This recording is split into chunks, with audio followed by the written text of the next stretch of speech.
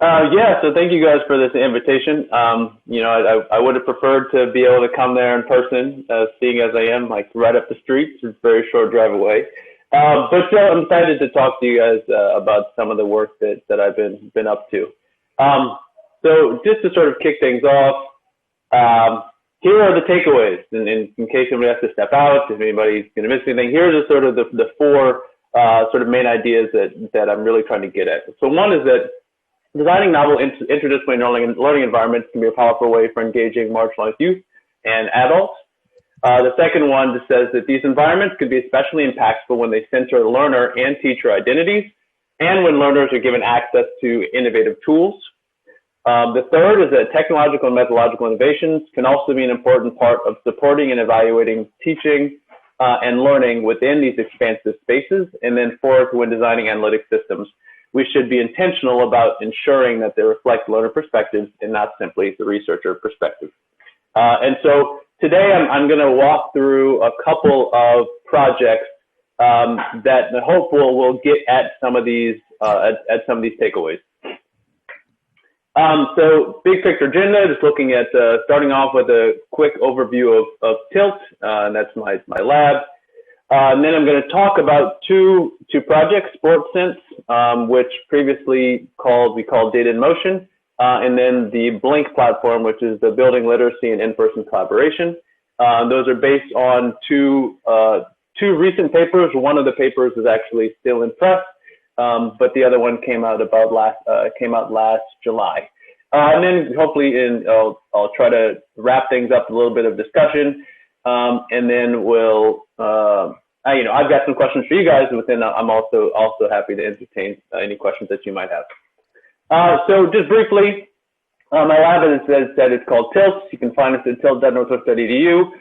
On the left-hand side, you're seeing my PhD students and the three at the bottom here. So Connor Bain, Kid Martin, and Emily Wang are not students that I formally advise, but they kind of hang out within the lab, and I've worked with them on a number of different occasions. But the remainder are PhD students that I advise. Then on the right-hand side, you're seeing a number of the undergraduate students who are currently doing work within TILT. And so just want to acknowledge the fact that it's really my lab community who kind of really helps me in thinking about a lot of these ideas, and a lot of this work really reflects their contributions and what they've done. So the mission of TILT is to tilt the balance in favor of those who have been and continue to be marginalized, and really equity in trying to center various marginalized identities really sits at the core of what TILT does. But the ways that we try to do this are sort of threefold. One of them is work towards developing multimodal learning experiences. One is sort of work towards developing multimodal interfaces, and the last is work towards developing multimodal analytics. So I'm going to quickly touch on the multimodal interfaces, because that's one that I'm not necessarily going to talk much about in this specific talk. But together with Professor David Utall, have a project that current cyber learning project, where we're looking at developing, and actually we have developed a multimodal interface for playing Minecraft. And within that interface, students have an opportunity to use speech and use eye gaze, as well as use tangible blocks. So in the upper right-hand corner, you're seeing a prototype of a platform called Tangicraft, where users can really collaboratively build using these physical blocks, and using our tool, that design that the students have made using those physical blocks will be uploaded into the game in real time. One of the other pieces of the platform was also a tactile feedback component, and really this design was motivated by trying to provide ways for students who are blind or low vision to be able to participate within the Minecraft experience. But this is just one example of sort of multimodal interfaces that my lab is currently working on. And then here you're actually seeing a couple of screenshots of some of the additional capabilities. So on the left-hand side, you're seeing some video of work that we've been doing to use computer vision to track wooden blocks that don't have any sort of special markers on them, so that we can allow for people to be able to build in real time just using standard blocks with no sort of special attachments. And then on the right-hand side, on the bottom, you're seeing just sort of the gameplay controlled by eye tracking. So you've got that bubble that's sort of sitting on the screen there, so sort of represents the student's gaze. And in the upper right-hand corner, you're seeing a building that's created using natural language input. So the user can just sort of speak instructions into the game, and the game, or rather our tool, will interpret those instructions and take the appropriate action. Today, though, I'm going to spend more time really talking about multimodal analytics, and so talking about this Blink platform, as well as talking about multimodal learning, and really the work that I've been trying to do recently that connects between physical computing and sports. And so with that, I'm going to go ahead and get into talking about SportsSense. And SportsSense, again, this is a project that we previously called Data in Motion. But as we sort of workshop things with youth, we seem to find that SportsSense resonates a little bit better than Data in Motion in terms of helping youth really get a good sense of what the program is about. So the real goal within SportsSense is to help students start to see the connection between their sports identities and really learning. You know, one of the things that I feel like I have observed, and this is really, honestly, I feel like it's pervasive throughout U.S. culture, is this sort of dichotomy between being a jock or being a nerd. And people feeling like, you know, they really have to occupy one of those spaces or the other, and that those things can be polar opposites of each other.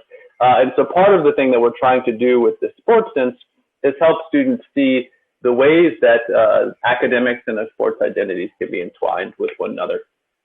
And to go one level deeper, it's also about helping students see connections between physical computing and athletics, and letting, you know, at the professional level, professional athletes are using a lot of wearable technologies, but at the middle school and then high school level, students are oftentimes less aware of that.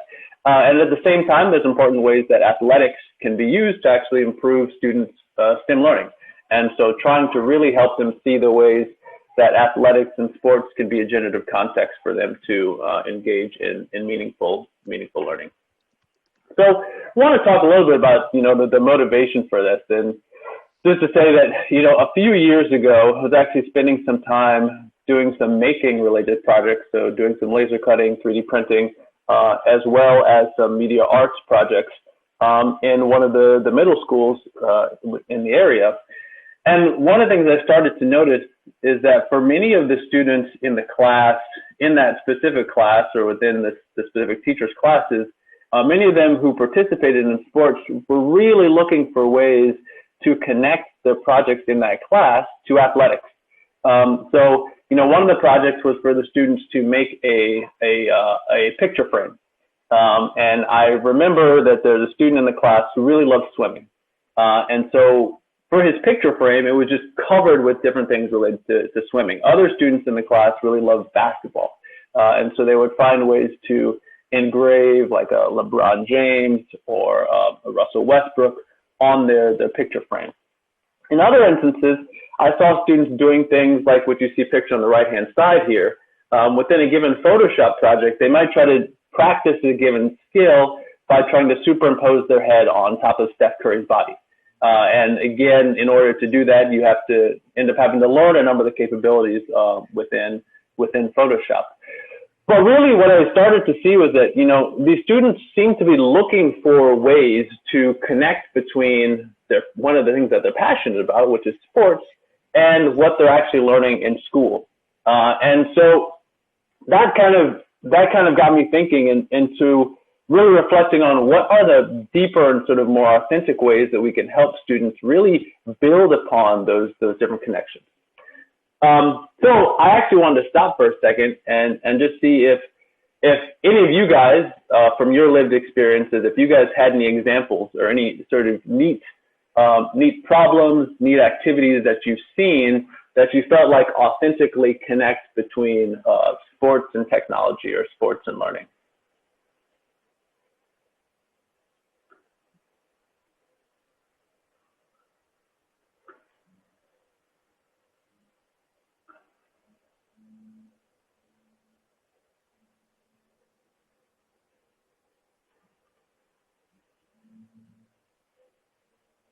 None?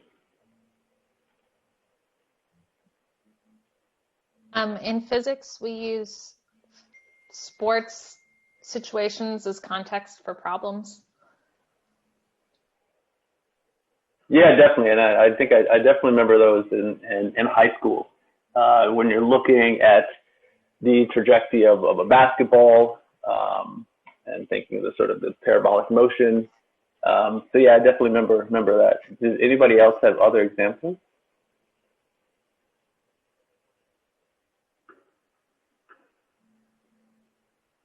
Taekwondo sparring. I have an example, Marcelo, but it's not from me personally. It's from a teacher I worked with. But she Oh, no. it was from a commercial program or commercial setup called Heartland. She was a PE teacher.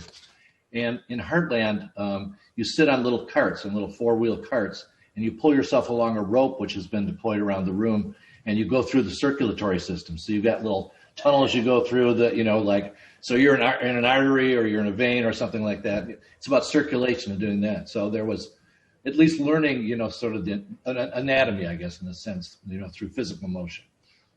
Yeah, no, very, very cool. And I see there's one more example in the chat. So Taekwondo sparring has an awfully expensive IP locked electronic sensor system.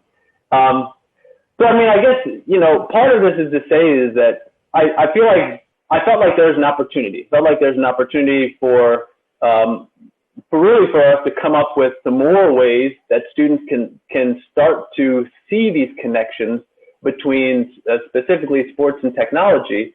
But also at the same time, me, having been largely trained in a very sort of constructionist orientation and spending time in makerspaces, I was also really interested to see how students would actually go about enacting those ideas, how students would actually go about creating some of those ideas.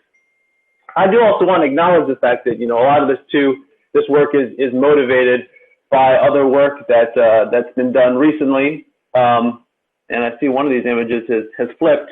But, I know Ben Shapiro's work out of CU Boulder, he's been looking at ways for helping people train machine learning algorithms to sort of study their movements in given sports. The Shared Phys project, which really engaged groups of youth in K through 5 kind of setting and seeing their own physical movement and see that visualized on screen. Of course, Naila Nasir's work back in the 2000s, her work with Victoria Hand and others on really thinking about sports as this context for learning and really looking at the types of identities that students have a chance to practice and really, these comparisons between what happens on a basketball court and a mathematics classroom, but also her work in looking at hurdlers and just more broadly thinking about practice-linked learning. Victor Lee's work, which really looks at wearable use, a lot of that really taking place in sort of recess context. And then my flipped image down here is Karim Edouard's lab, where he has a number of sneakers, and so thinking about the sort of sneakerhead culture as a way for really deeply engaging students in designing and building and making. So within this specific version, so I'll say, so far we've ran a couple different instances of this SpokeSense program. The first version that we piloted after doing a number of sort of very quick after-school tests was a program we ran with 33 participants. They're mostly in they're all in grades 2nd through 6. 21 of the students were Black girls, 8 were Black boys, 3 Latina girls, and 1 Latino boy. And this took place here in town. And I think the other important thing to note with this program is this was one that was run by myself and 2 of my PhD students. And so I think we also, our identities as being African Americans who were doing this work in computer science, I think that also definitely contributed to some of the results that we observed, and I think really speaks some to our ability to be able to develop relationships with these students and to be able to sort of get their buy-in. Within this program, and this is somewhat described within that Data in Motion paper, within this program we had sort of 4 orienting types of activities. So one was playing with wearables. So we have a number of different wearables. The ones you're seeing pictured on the screen here are a POSIX indoor location tracking system in the upper left-hand corner. So this, when a user is wearing it, is sort of like indoor GPS. It will tell you where inside a given room someone is. And, with that, you can keep track of how much they've moved or how fast they've moved, and actually have a real-time picture of that. Next to that, you're seeing a smartwatch. So on the very first day, we gave students these smartwatches to wear as they play basketball with one another. And then the following day, we had them just do different sorts of drills with them and use that as a way for them to be able to measure accelerometer data and gyroscopic data, as well as heart rate and step count information. One of the other important activities we had students do was asking and answering questions. And so within that specific activity, students use this, you're seeing it pictured right here, this very, and apologies for being so small, is this thing called the Spalding Smart Shot, which is supposed to help someone know how well they are shooting, and really when they've got their arm in the right position to release the ball to take that shot. And so one of the things we had students start to do is start to, interrogate this device. They took it apart, tried to think about how it works, and then started to also sort of conjecture around what's happening inside of this device. Similarly, we had students do some initial explorations within physical computing. So the device that we used there was the Gogo board, which is a microcontroller that has very simple sort of plug and play spots for sensors and actuators. And that allows you to actually get all that sensor information without actually plugging it into a computer. So it can all be visualized right there. And then lastly, and for me, the things that are probably one of the most exciting was having students ideate around their own designs and ideate around ways that these different types of wearable technologies could help them answer questions that they care about, help them answer questions that related to their interests. So, there's a couple of pieces of interesting data that we collected, and I'll quickly touch upon as related to this study. And, the first one that we really kind of looked at was students' perceptions on the relationship between technology and sports. And on the very first day of this program, and again on the last day of the program, we asked them this question: can technology help you improve in sports? And what you see on Monday is that for most of the students, they didn't really see much of a connection. Now, fast forward to the end of the week, however, is that we see this large shift. We see this large shift towards most students now thinking that, technology can help some or quite a bit. So this was one of the first things that we kind of thought of as interesting or sort of insightful about what this program could start to offer. In addition to asking this question around how technology can help to improve in sports, we also asked them other questions like, would you be interested in doing this type of activity in school? And so here on just every day, we had asked this question. And I mention this question in particular because it really keys in on one of the future directions that we decided to go, and one of the things that we're really working on now, and that is integrating some of these types of activities into PE classes. So generally what you see here is that, across these days, we have the data for Monday, Wednesday, Thursday, and Friday. Students generally seem to think that these would be activities that would be neat for them to do in school. Now, the survey results, I think the survey results are interesting. They kind of point us in a direction.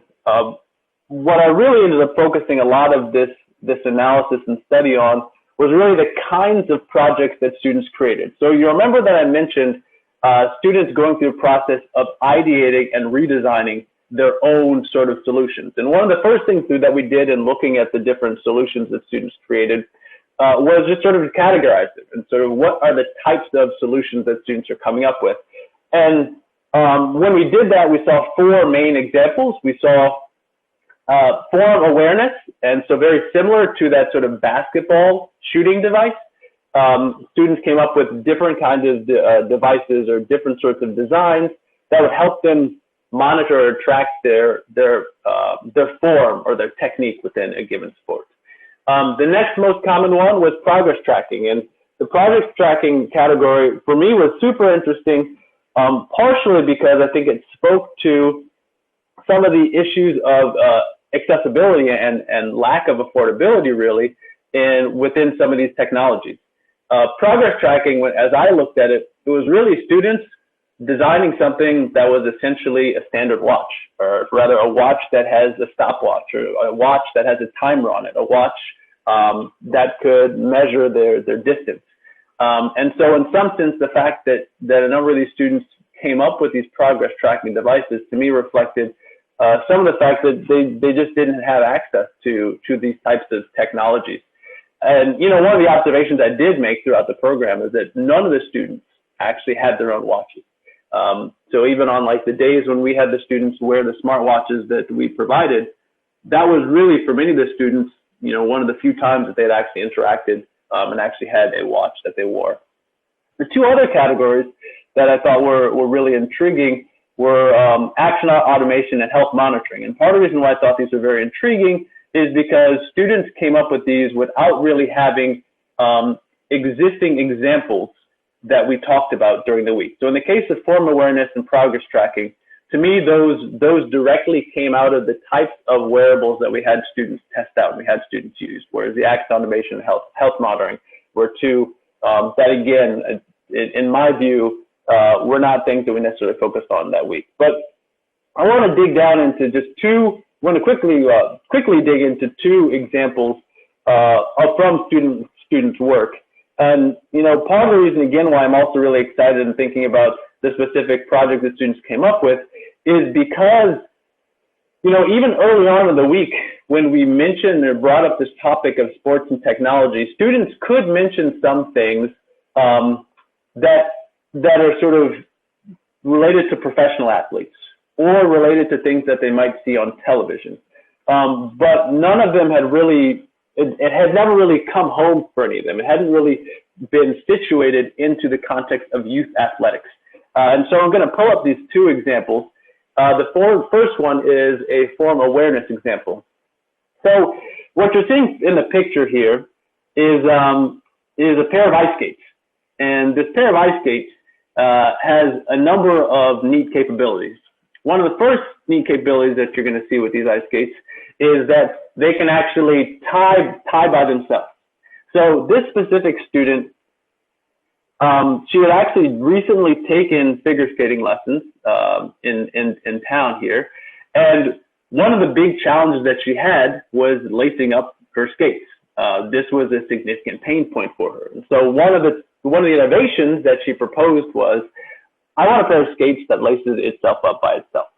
So I thought that was neat. But I think the other part that was really neat was that within learning how to ice skate, this student talked about challenges that she had learning how to do swizzles. And swizzles, as she sort of described them, are sort of like doing these like figure eight type shapes. I felt like when I learned them, they called them like fishes or something like that. And one of the things she said was that she never knew when her skates were actually close enough together to where she should actually start going back out again. And so the thing that she thought about doing here was either using a touch sensor or a proximity sensor. She called it proximity sensor, but thought about using a proximity sensor that would actually detect to see when her skates were close enough together. And then having a sort of a red and green type system. So you're seeing up in the top here, where it says green means right and red means wrong, giving you feedback on how well you're actually performing those swizzles. Now, as an aside, I've actually talked to some figure skating coaches about this, and they were like just kind of like blown away, like, wow, that would actually be a whole lot easier than any of the ways that we've tried to do this. So not only is it that, you know, these students are connecting it to their own experience, but I think they're also coming up with some neat ideas. The second example I'm going to quickly mention is an example of action automation plus health monitoring. So on the left-hand side, what you're seeing, most prominently what you're seeing is a hand who has, you know, the nail polish and everything are nicely drawn on there. But really the focal point of this drawing is supposed to be this watch. This watch is designed as a way to help someone as they're trying to practice backstroke. And really what the student mentioned is that sometimes when she would try to do backstroke in swimming, she would feel herself sinking. And that would be a little bit concerning to her. And so what she wanted was a device that would actually detect when she's sinking, and then it would also beep and adjust your arm for you to the point where it is actually helping your arms make the correct motion so that you're able to continue swimming. And you know, as I reflected upon this is actually her idea is this neat combination of one of the capabilities that they've talked about with the Apple 6 watch, which is the ability to detect when someone, you know, may be drowning or they've been underwater for a significant amount of time, with this idea of proprioceptive motion, which is a concept and which is actually a technology that is oftentimes discussed within the human-computer interaction community. You know, we oftentimes think about tactile feedback, but there's also ways that you can stimulate one's muscles in order to actually have it take on certain actions. So just to say that, you know, the ideas that these students are talking about within these projects, these are definitely possibilities, but they're also connected to some really core ideas or some really neat ideas within computer science. So with that, I'm going to sort of wrap up discussion and think about data in motion, sports sense. And, you know, sort of note that across these things, we kind of see the fact that youth have some really compelling ideas.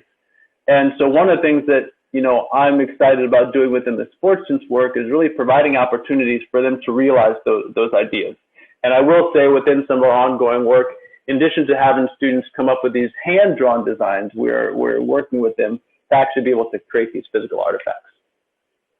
More broadly, though, I mean, I think, you know, hopefully this provides an example where sports can be a really generative context for authentically engaging learners in physical computing and thinking about computational thinking, and in ways that they can connect with.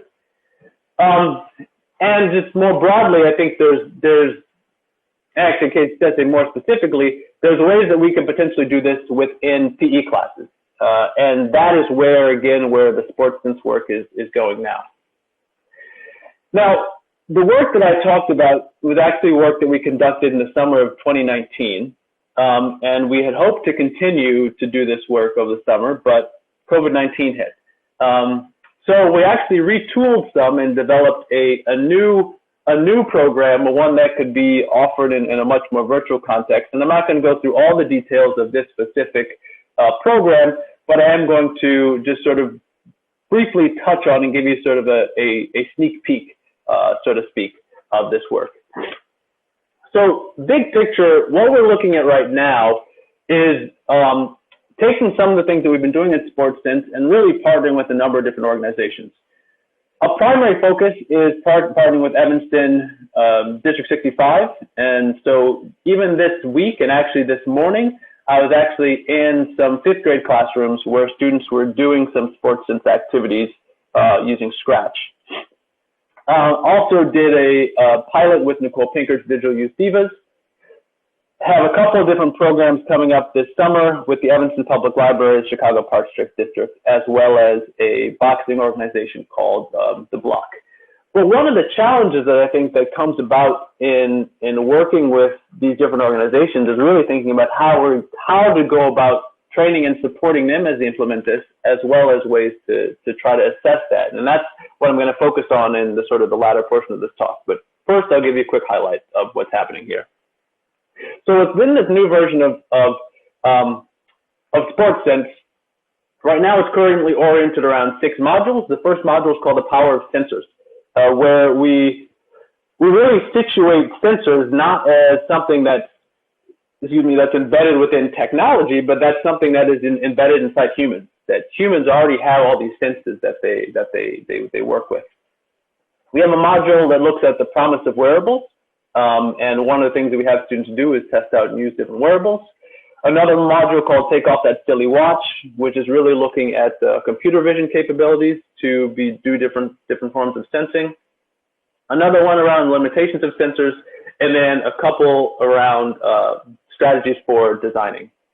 So again, I won't go into detail all these, but I will say, we found some ways to incorporate some clips from Spider-Man into the Spider-Verse and thinking about spider sense, and our ability to perceive spider sense as one of the sort of the hooks and the tie-ins. We have been using this watch called the Move Watch, which has an associated app with it. And one of the things we have students do is to test out that app, critique that app, and also reason about how it works. We use the microbit as a platform for students to prototype with and to collect data about their own movement. And we also use Scratch, which, as I mentioned, Scratch has a number of different capabilities related to video sensing, gesture tracking, skeletal tracking. And so there's ways for students to be able to create these sort of interactive sports-related experiences using the Scratch platform. We have students think about ways for actually trying to trick technology. So on the left-hand side is a student or a kid who's supposed to be doing push-ups. And really what they're trying to do is find ways to trick the sensor into thinking that they're doing push-ups even though they're not. So part of it is talking about the limitations of sensors. And then on the right-hand side, we also talked some about, some of the challenges and shortcomings of technology. And so on the right-hand side, just referring to the ways that these sensors and really computer vision is deployed in sporting context to surveil people and some of the challenges associated with that. And then lastly, we have a number of activities related to designing. And some of those activities involve sort of students creating their own comic, and then also introducing students to women of color in particular who are engaging in the process of designing technology and designing technology for sports.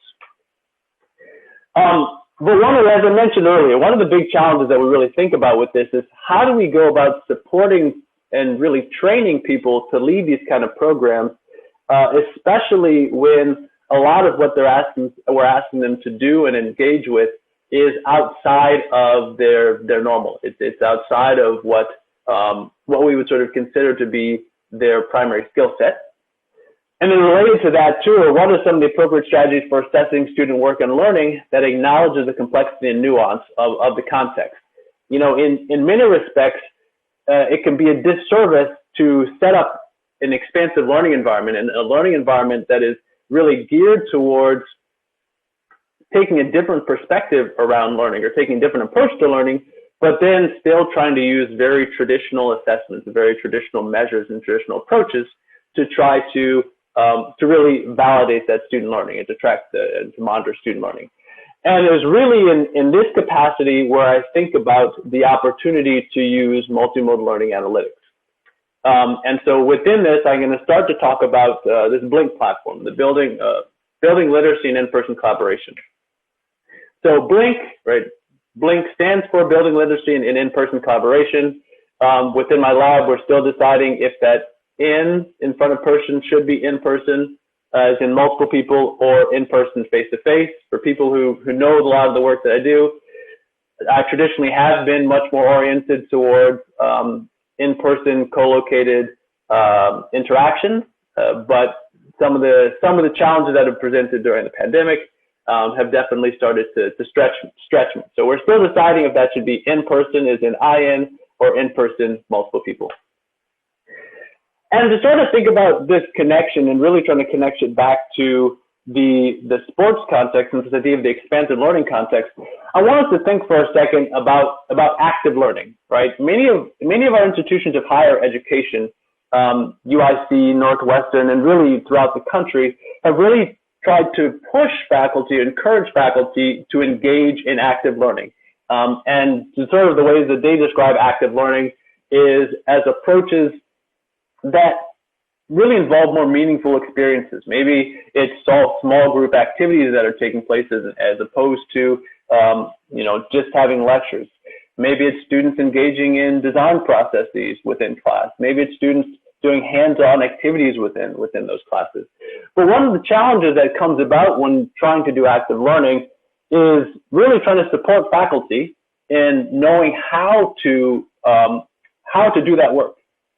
And at the same time, helping them know how even to monitor student progress within that space. And so I mention this because, similarly to, I think, trying to put together a learning environment where students are doing sports in PE, active learning really requires the instructors and the students to develop different types of competencies and different types of knowledge, really, around how to support and enact that kind of learning. So with this, I feel like there's a couple of guiding questions as we think about active learning. And one of those is, how do we effectively support active learning? I think this, again, has been a primary challenge.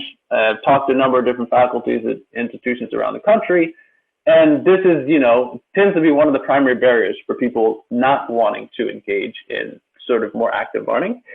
And at the same time, there's these questions around, what does good collaboration look like? You show up in a space and you're trying to monitor a group of, 5, 10 people.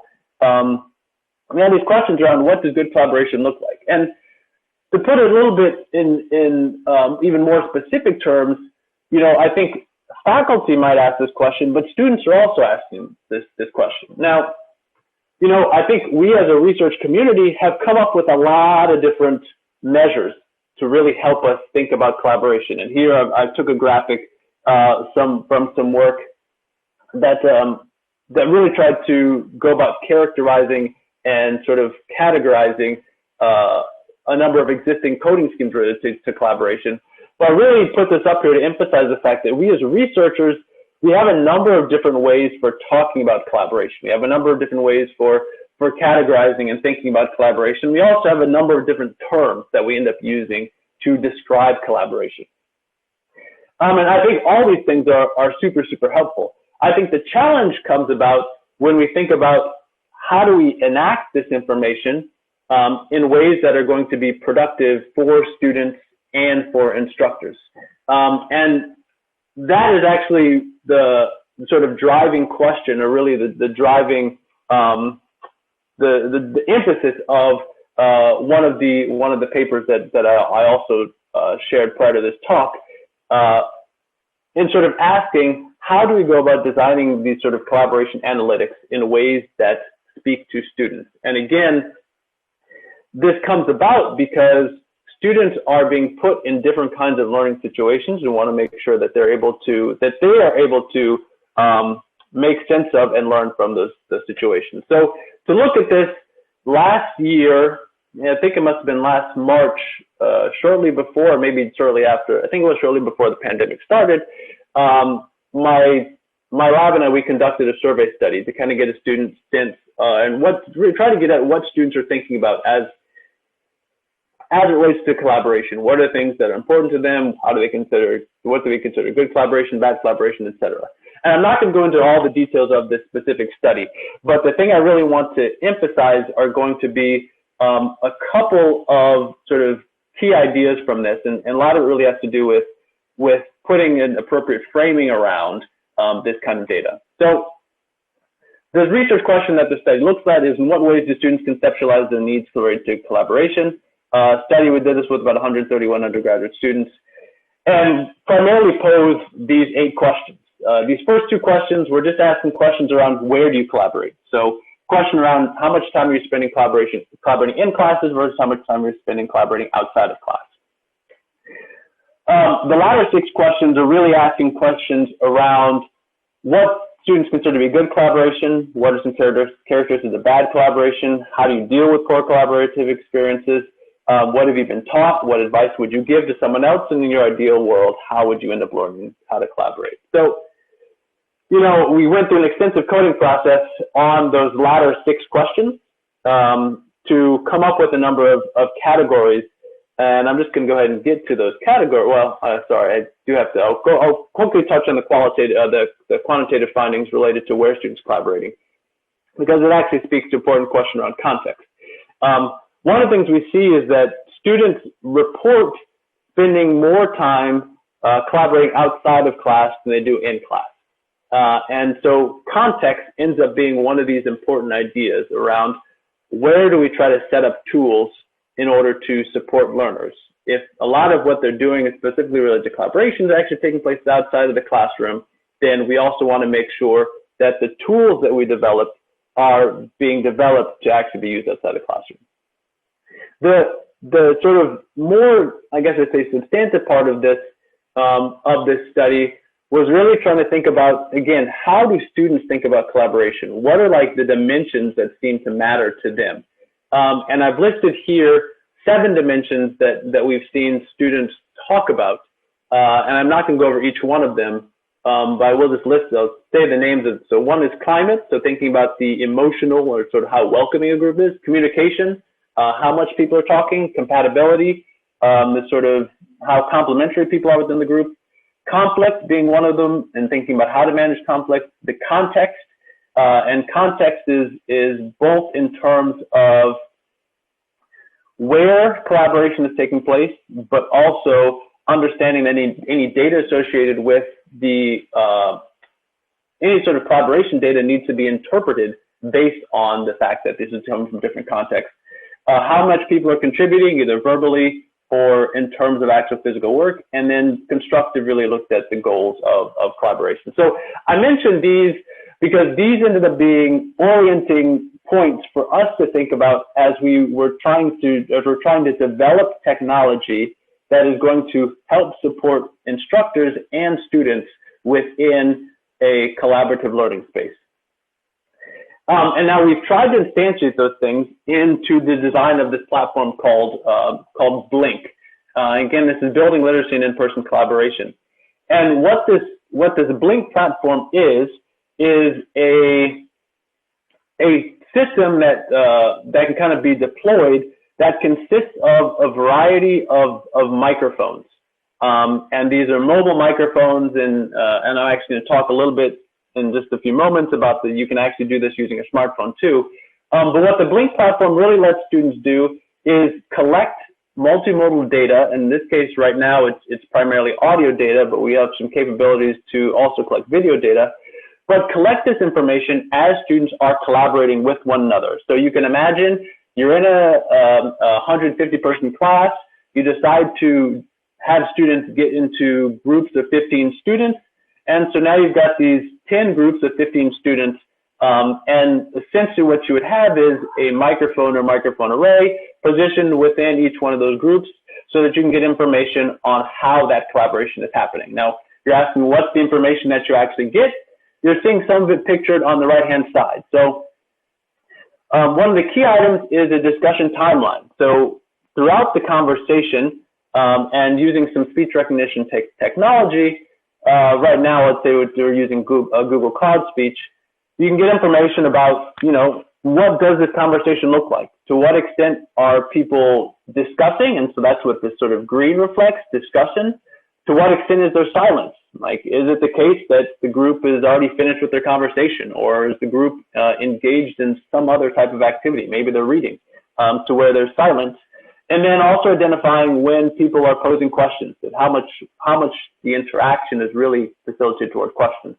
There's another piece that looks at the direction of arrival. So this can give you a sense of how much verbal contribution is coming from each of the different parts of a given group. Again, this right now is, it's not labeled by name, so you don't know which person per se is talking, but it gives you a high level picture of the amount of verbal contribution coming from different parts of the classroom.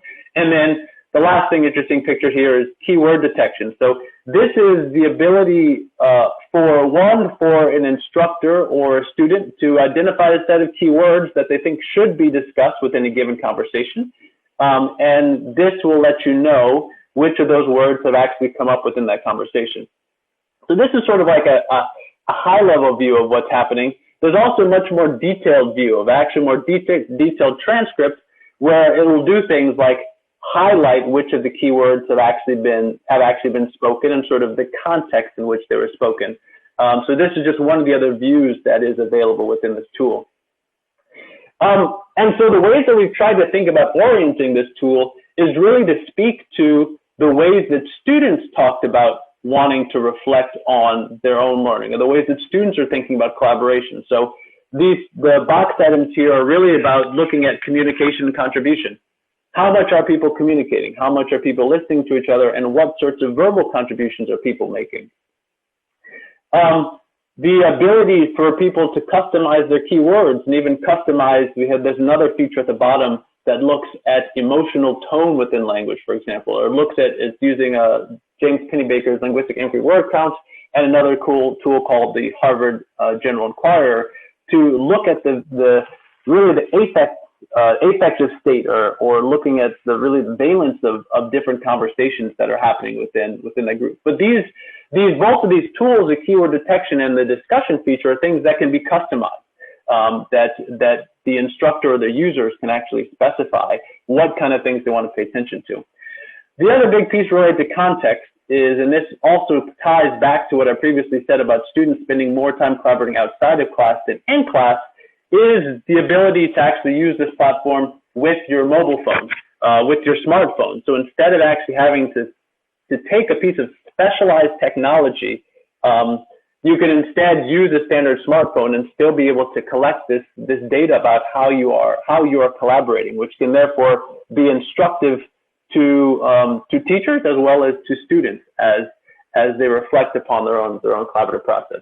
And then last one I'll mention is just an example of climate. So I mentioned a couple slides ago the fact that we could look at affective state and the fact that we can look at these sort of measures related to the type of words that people are using and come up with these representations related to the climate. And similarly, you can also get a more detailed picture of the nature of conversations based on that transcript. So the big thing that I kind of want to emphasize with thinking about the Blink platform is that, there's ways that the sort of rich analytics that we can gather from these different types of learning environments and really thinking about these types of learning environments that are outside of the norm or that are outside of the standard within many of these spaces.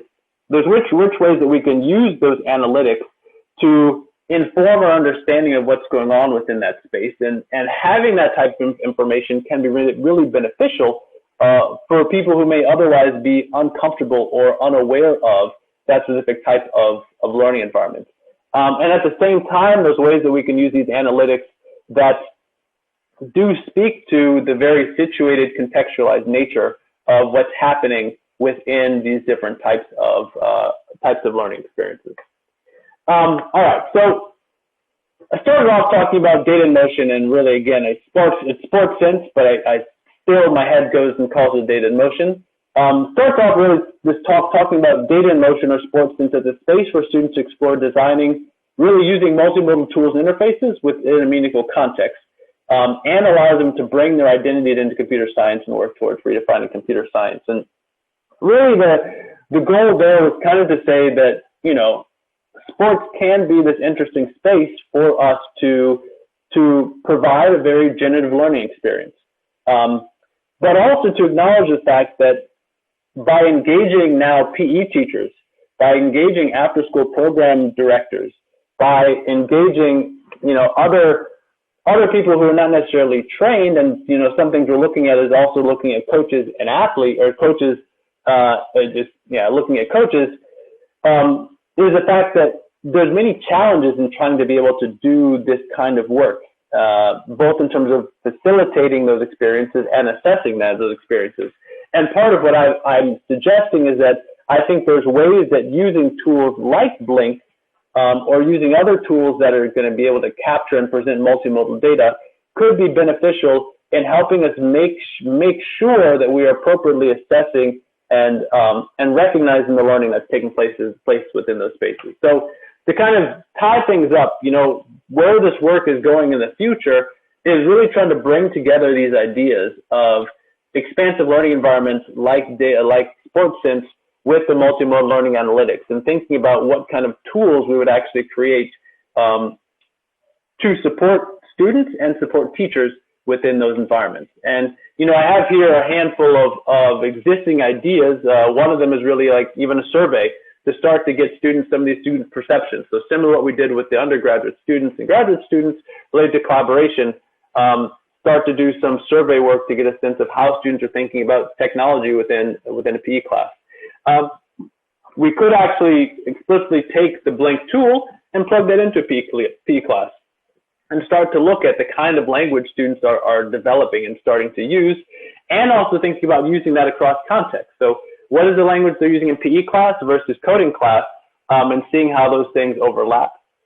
We can do things like tracking students' physical engagement within a given activity, as well as finding ways to mine for student and teacher pain points with this kind of technology.